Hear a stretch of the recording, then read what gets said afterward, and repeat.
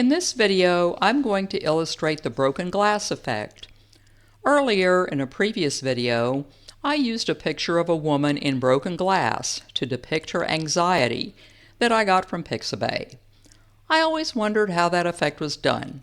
A lot of time, you just get a transparent broken glass image over a subject, but not the real broken glass effect. So I did some investigating. Now I'm going to try to recreate it. Right here, I've already brought in the image of the woman who looks like she's pretty stressed out.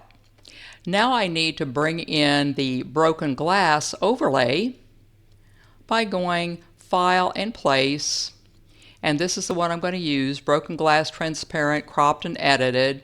I'll open it and then I'm going to place it over her. Now a lot of pictures that you see, this is where they stop.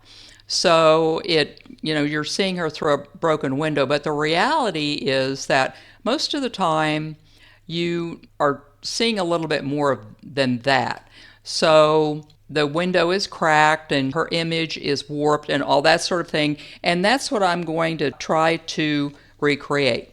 Now, since I have that, I'm going to duplicate the broken glass. So now what I have is I have the background, which is her, and I'll just call that woman so we can keep all this straight. We're not going to have that many layers, well we are, but we just need to keep this straight. So now what I have is a picture of a woman, and then I have two broken glass layers that are there. One is the broken glass layer that does not have panes that are being removed, and the other one is the broken glass layer where the broken panes will be created. With the duplicate layer selected, which is this one, I'm not sure it really matters, I'll click on the pen tool. So with the pen tool, the first thing you want to check is to make sure that you have a black fill and no outline whatsoever. Well, we don't have that, so I'll need to click on that, and right here we've got the black fill and no outline.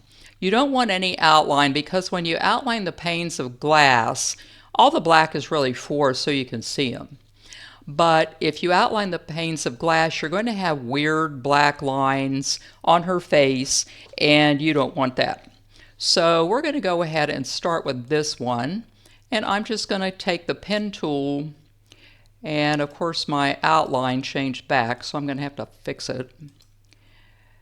And usually I do this in elastic mode, but we're not going to be creating curvy lines, so it's really unnecessary to do that. All we're doing is we're outlining this, and we want that to be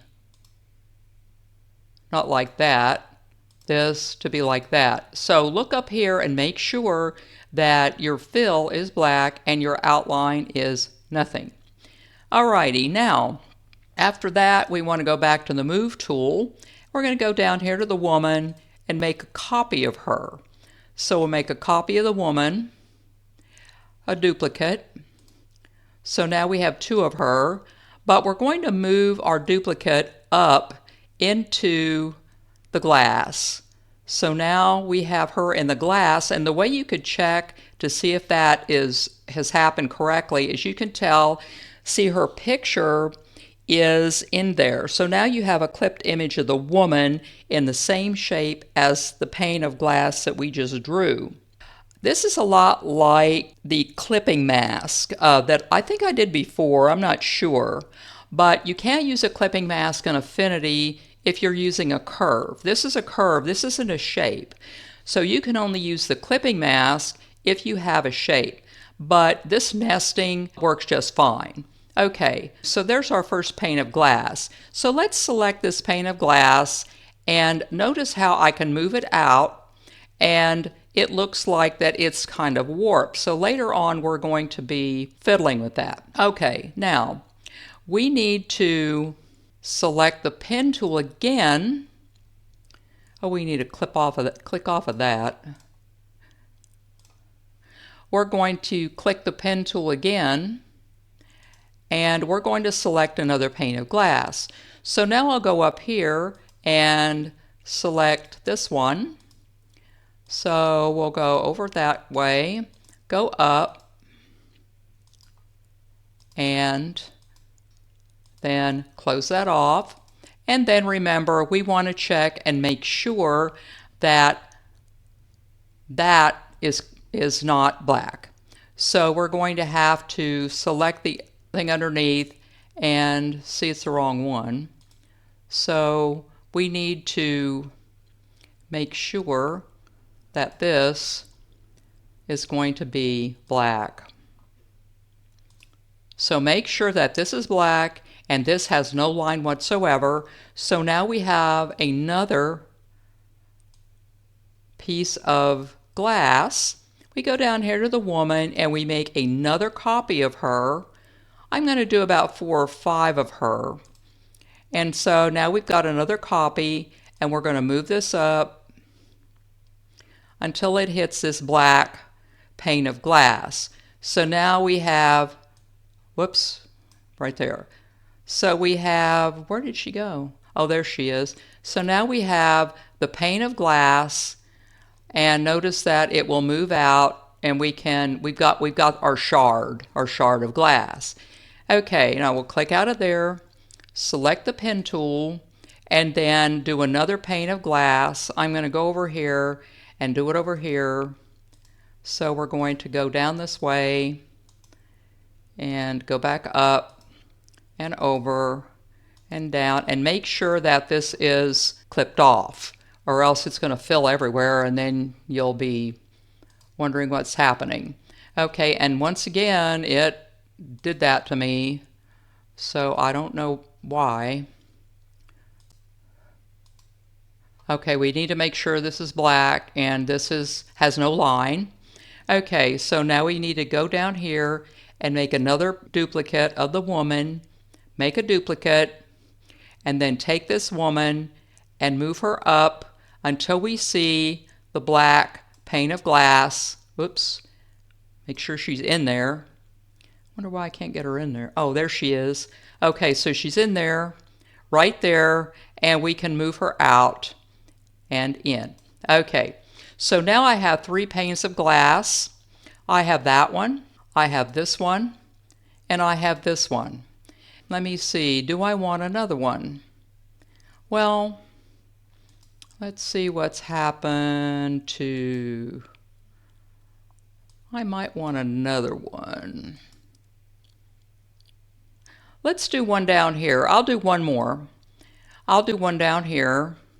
Make a shard down here. And I don't want to overdo this. So again, I will click on the pen tool. And I think I'll do one down here. I'll just start here, go here, like that. Go over. It looks like there's like a crack in the glass. Really doesn't matter, you can just make it up. And okay, so there's another one. Go back to the move tool so we don't start drawing lines everywhere. Make another duplicate of our woman.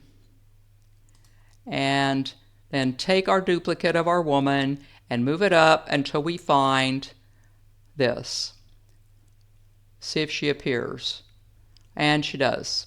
Okay, so there's the other shard of glass.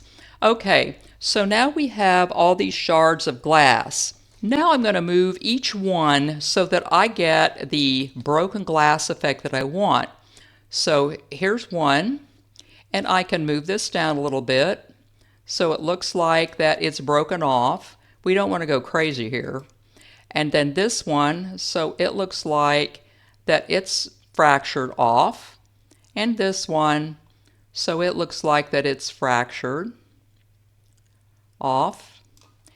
And then let me see, do we have any left? We have this one, and then move that out until it looks like it's fractured off, and then that's what we'll end up with. So then once they're all moved around, then you can see if they're the way you want them. If you don't like them, then what you can do is to just fix it. I think this one looks really strange. And another thing you need to check is to make sure. So let's move this out a little bit and like that, and then get them positioned where it actually looks like that you have broken glass. And then there's this one. This one with her arm, I always have a weird problem with it. And I've come to the point where I almost think the arm needs to stay together and it just needs to move down. Now once you get everything the way you want it, let's just pretend like you do, you can get fancy about this. You can either leave it like that if you have the broken glass effect that you want, because this is supposed to be a basic tutorial. But what you can do, sometimes when there's a broken glass, you get some blurring in the glass. So what you can do, I'll just select this one, if I can get it to select. I want to select one of these, so I need to find it. Okay, there's that one. I don't want that one. I want the one with her nose. There it is, the one with her nose. So what you can do is, a lot of times when glass is broken, some of the pieces move out and you get a blurring kind of effect in your glass. So if you want to get fancy about this, what you can do is to select the piece of glass that you want to change and then just add a Gaussian blur. So go down here and add the Gaussian blur and then just move it to where it's blurred enough. I mean, if you do it too much, it's going to look odd, but you can blur it a little bit so that it looks more realistic as far as broken glass. So let's close it and click out of that to see what we have. So I'm not sure that I like the way it's positioned, actually. So I'm going to do this and make her arm move down. And let's see. So basically you want to add the blur effect so that you can have something that looks a little bit more realistic. Come on. There we go. And like it's a broken glass. Okay, I'll move it out there. I think I was right in the first place. So what you need to do is to just rearrange these panes to where you want them, to where it looks like the glass is actually broken. And remember, there's no right or wrong way to do this. So that's, one thing you need to remember. There isn't. And let's see, there's one down here. I think I have this one where I want it. Okay. Okay, so once you get it the way you want it, then you can use this as a broken glass effect. What I did was I had done a previous video about somebody who was, I think, mentally ill or something, and I needed, something that showed that they were stressed out. So that was kind of my imagery for that. So there you are, a pretty straightforward broken glass effect. Give this a try and see what you can come up with. I have a broken glass lettering effect that's going to appear in a future video. So remember to like, subscribe, and ring that notification bell, and check out my Buy Me a Coffee page, and buy me a cup if you're so inclined. Also check out any posts that I've made to that page. I also have an Instagram account if you want to check that out too.